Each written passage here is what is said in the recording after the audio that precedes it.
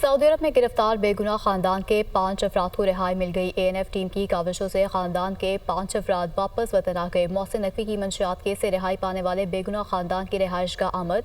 वज़ीर दाखिला मोहसिन नकवी ने मुतासरा खानदान के अफराद से मुलाकात की। वज़ीर दाखिला मोहसिन नकवी ने मुतासरा खानदान से दिली हमदर्दी का इजहार किया। मीडिया से गुफ्तगू करते हुए वफाकी वज़ीर दाखिला मोहसिन नकवी कहते हैं कि 5 लोग उम्रे के लिए सऊदी अरब गए। एयरपोर्ट पर एक पूरे गैंग ने उनके साथ बैग तब्दील किए। ये 5 लोग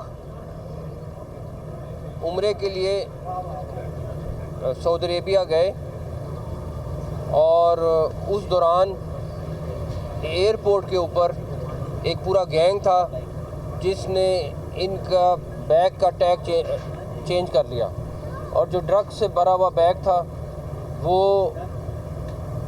इनके नाम का टैग कर दिया। DG ANF ने 48 घंटे और इनकी टीम ने में उस केस को सॉल्व किया।